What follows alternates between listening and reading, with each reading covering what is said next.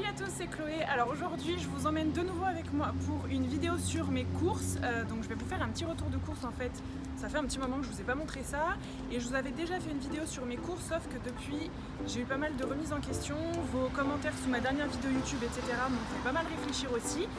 Donc j'ai fait un sacré bout de chemin dans ma tête, mes courses ont été un petit peu modifiées, ma façon de voir les choses aussi. Donc c'est parti, venez avec moi aujourd'hui et je vous montre ce qui a changé.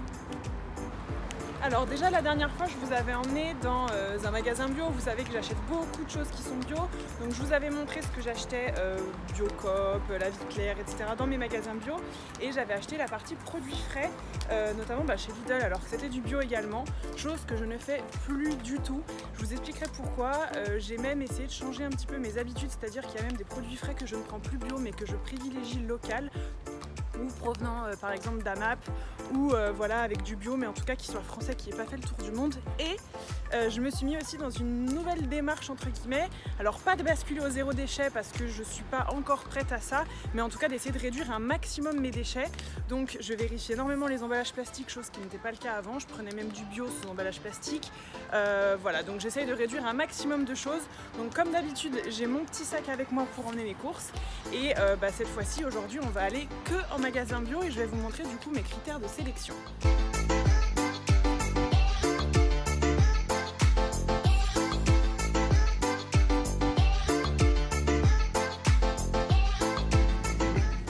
Alors aujourd'hui c'est juste un petit réassort parce que j'ai déjà encore beaucoup de choses. Donc là c'est juste pour remplir mon frigo. À vrai dire il me manque surtout des protéines et des produits laitiers végétaux. Donc protéines, je vais vous montrer un petit peu ce que je prends. Déjà par rapport au tofu, il y en a énormément de sortes, de plein de marques pour tous les goûts. Le dosage en protéines de chacun n'est pas forcément le même. L'emballage non plus n'est pas forcément le même. Donc c'est parti.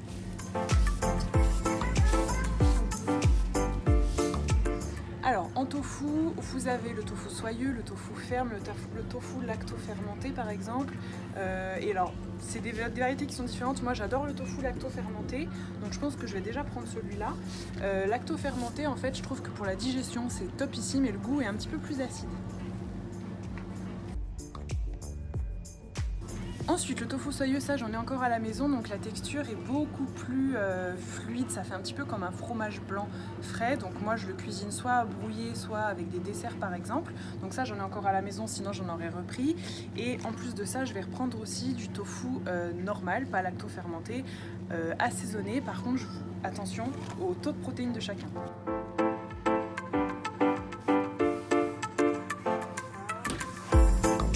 Alors là typiquement du coup j'ai pris deux boîtes de tofu différents, deux que j'aime beaucoup. Il y en a un, je pense que tous les végétariens ou les véganes vont reconnaître, c'est le tofu à l'ail des ours, c'est une tuerie niveau goût. Et ensuite j'ai pris un tofu aux fines herbes, facile à cuisiner aussi. Donc les emballages sont différents, à savoir que là c'est un emballage qui n'est pas recyclable, là ça en est un. Et par exemple par rapport au taux de protéines et de matière grasse, ça n'a rien à voir. Par exemple dans celui-ci, vous avez 20 grammes quasiment de matière grasse, donc c'est énorme pour 100 grammes. Alors qu'ici, pour 100 grammes, on a seulement 7 grammes de matière grasse. Donc faites attention, tous les tofus ne se valent pas. Et en général, on a tendance à privilégier un tofu qui est super bon, savoureux, tout ça, parce qu'on a un petit peu la flemme de cuisiner. N'oubliez pas que ça reste des produits qui sont industriels. Et du coup, les macronutriments ne sont pas du tout les mêmes. Donc pour le coup, moi je vais privilégier celui-là. Autre petite différence, le soja, choisissez-le français. Donc là on est sur du soja qui est français et là on est sur du soja qui provient de France, d'Allemagne et d'Autriche. Pourquoi privilégier le soja français? Parce que le soja français est forcément sans OGM, puisque la culture d'OGM est interdite en France. Alors que si vous prenez du soja où vous ne maîtrisez pas forcément la provenance ou alors qui vient d'étranger, tout ça, ça peut contenir des OGM et c'est un petit peu là toute la polémique et la problématique du soja. Autre forme de protéines végétales que j'aime bien prendre, c'est le tempeh. Donc il y en a beaucoup qui connaissent pas. Alors c'est différent du tofu lacto-fermenté, mais ça reste quand même du soja qui est fermenté. Regardez, on voit en fait les fèves de soja à l'intérieur qui sont fermentées avec du vinaigre de cidre et des ferments. Ça, faut bien le faire griller, bien le faire mariner, bien le cuisiner. Moi je le fais un petit peu caraméliser à la poêle avec par exemple de la sauce soja. Sinon le goût est très particulier, mais du coup vu que c'est fermenté, encore une fois c'est pareil, c'est super bon pour la digestion.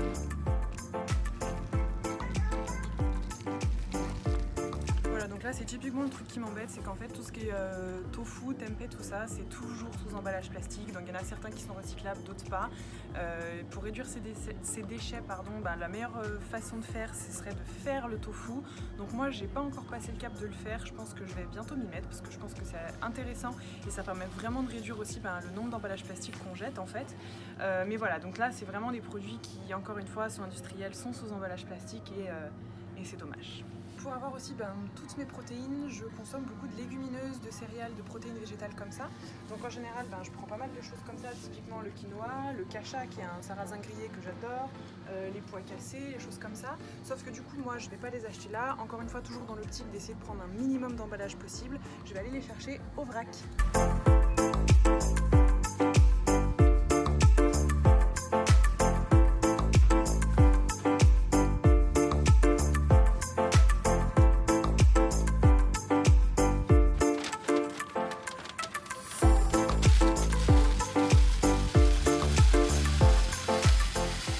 Flocons d'avoine, donc là ça va être pour les pancakes.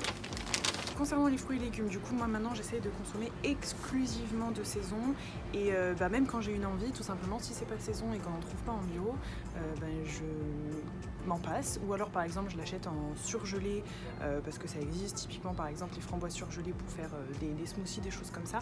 Sinon uniquement de saison ici, donc soit en magasin bio pour ceux que je trouve, soit avantageux et pas cher du tout, vous pouvez miser sur les AMAP ou les marchés, les petits producteurs locaux également.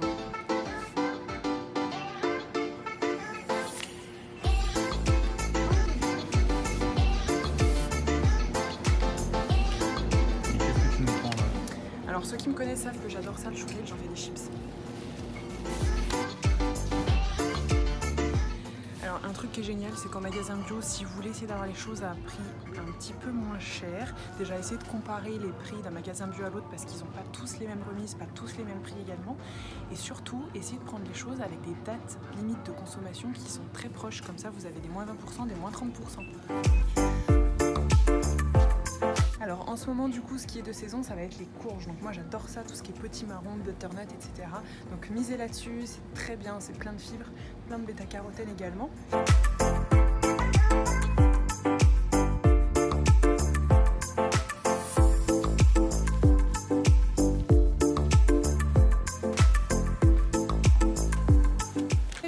Pour vos courses, vous verrez très souvent que tout ce qui est bio en grande surface, les fruits et les légumes sont très souvent emballés dans des emballages plastiques. Donc moi ça m'a choquée entre guillemets, je me suis pas mal renseignée et en fait j'ai eu les deux sons de cloche, c'est emballé. Alors premier son, c'est que c'est emballé pour pas contaminer les autres fruits et légumes, et deuxième son de cloche, c'est que c'est emballé pour pas que les gens mélangent le bio et le non bio et se servent et mélangent et prennent du coup ce qui est bio au prix du non bio. Donc je pense que c'est plutôt la deuxième. Le bio en grande surface, du coup ça va pas vraiment dans le sens de la planète ou du consommateur, hein. C'est très souvent dans le sens du gros groupe. Donc j'ai bien conscience que c'est pas forcément facile d'acheter du bio, par exemple pour les familles nombreuses ou les petits budgets, les petites bourses, tout ça. Donc honnêtement, si vous devez choisir entre du bio emballé sous plastique ou du non bio mais local, honnêtement essayez de privilégier plutôt ce qui est pas bio mais ce qui est local et ce qui est typiquement sur les marchés. Alors voici ce que j'ai pris du coup seulement pour aujourd'hui. Donc du chou kale qui est carrément de saison et moi je le cuisine en chips ou poêlé. D'ailleurs il y en a dans le programme Body Detox automne et hiver aussi. Je me suis pris ensuite du yaourt au soja, donc ça j'aime bien en manger le matin, et j'ai pris une date de limite de consommation qui est très proche, comme ça c'est pour ça qu'il est en réduc. J'ai pris mon tofu lacto-fermenté, j'ai pris mon tofu aux fines herbes, pareil pour la date limite de consommation. J'ai pris mon tempeh, donc ça comme je vous disais, il faut bien faire griller et le faire mariner dans une petite sauce soja au gingembre et le faire caraméliser à la poêle. Et ensuite j'ai pris du coup des flocons de soja, d'avoine en vrac pour que Chris puisse se faire ses petits pancakes. Voilà, côté légumineux j'ai tout ce qu'il faut, et donc encore une fois je vous disais, je suis pas très fière forcément d'avoir acheté ça, sauf que j'ai pas encore passé le cap de fabriquer moi-même mon tofu. Les yaourts, je m'y suis mise que très récemment pour fabriquer mes yaourts végétaux à la yaourtière, et pour tout ce qui est légumineuse, du coup en général mon sachet je l'amène, je prends en vrac et ensuite je conserve tout dans des bocaux chez moi à la maison.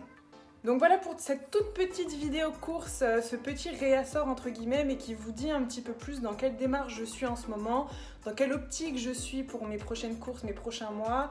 Je déménage, comme vous le savez, dans 2 semaines à l'étranger, où je sais que là-bas la notion de bio est très floue, très vague, un petit peu comme aux États-Unis. Il y a bio et bio. Donc on va voir ce que ça va donner. C'est aussi pour ça du coup que je me mets dans une démarche de réduire mes déchets. On verra.